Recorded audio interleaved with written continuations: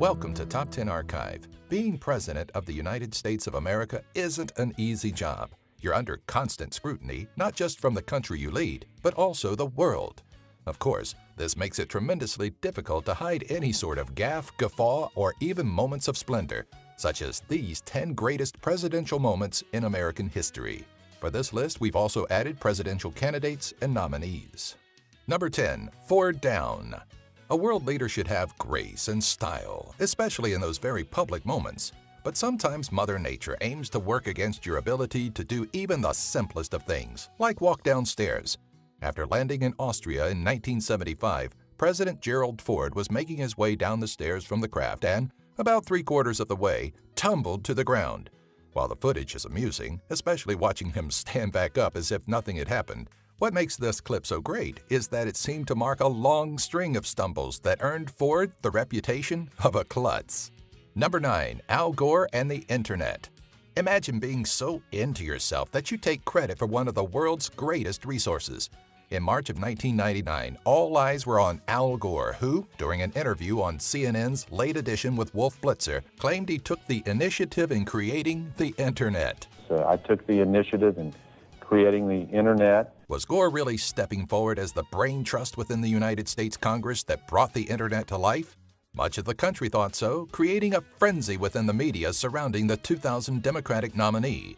If you dissect his words, which most of the media failed to do, what you'll likely realize is that he wasn't touting himself as the inventor of the Internet, but rather an important part in initiating the implementation of it, which he was, though more careful wording could have avoided the insanity. Number 8, Fooling Bush. We've all heard the saying, fool me once, shame on you. Fool me twice, like white on rice. No, wait, that doesn't sound right. Fool me once, bitten, twice, shy. I can't remember it. Hey, W, a little help here. Fool me once, shame on you. You fool me, we can't get fooled again. During a 2002 speech at a Pledge Across America event, lovable 43rd President George W. Bush decided to pass along his own bit of wisdom, as skewed and fumbled as it sounded. The saying, of course, is, fool me once, shame on you. Fool me twice, shame on me. Number 7, Clinton's big debut. When running for President of the United States, you want to make a big impression on the people that aim to vote you into office. Even more so, you want to show the people working against you just how cool of a guy you are. Cue presidential candidate Bill Clinton's appearance on an episode of the Arsenio Hall Show in 1992. The performance was interesting, to say the least, and maybe not the first choice of things we'd done after literally just clinching the Democratic nomination. Then again, we probably aren't as cool as Clinton was back in his heyday. Number 6, The Lust of President Carter. You probably wouldn't expect to open the latest issue of Playboy and find a tell-all from a presidential candidate, but it has happened. In the November 1976 issue, which featured a spread of Playmate Patty McGuire, Democratic candidate Jimmy Carter sat down with Robert Scheer, who had also interviewed California Governor Jerry Brown. Despite the length and depth of the interview that Scheer conducted, American media really only latched onto one thing. When questioned on how the public views his religious beliefs, the presidential candidate somehow got onto the subject of sin, admitting that he's looked on a lot of women with lust and has committed adultery in his heart many times. Definitely not a presidential legacy you want to be leaving behind, but thanks to Amazon, it's not too late to get your hands on that issue. For the article. Yeah, right. Number 5, Legalities according to Nixon. Sometimes context can be the difference between making a valid point and sounding like a tyrannical maniac. Richard Nixon may have learned this lesson during a series of interviews with British journalist David Frost. In response to Frost inquiring whether the president can cross legal boundaries in the interest of the nation, Nixon claimed, "Well, when the president does it, that means that it is not illegal." While it sounds like Nixon is enjoying crime sprees as President of the United States, what he was referring to was the president's ability to approve a motion that may otherwise violate certain laws, therefore making it legal in that instance. Maybe providing the explanation at the same time as the bold statement would have been a better option. Number 4, Shoes for Bush. As an American, nothing about this clip should be funny. But we're not perfect.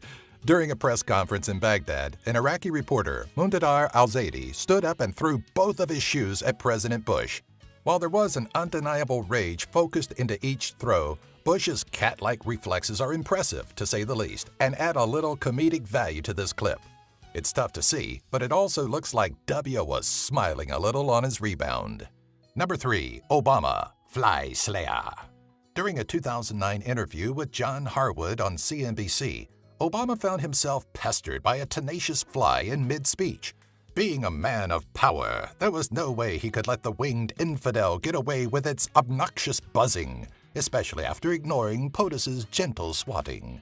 The creature took things a step further and landed on the president's hand, who, in one quick but loud motion, put an end to the pesky bug's life.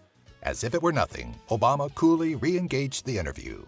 Flygate didn't just end with a tiny carcass on the floor, though, as PETA allegedly started receiving media inquiries on Obama's more murderous tendencies.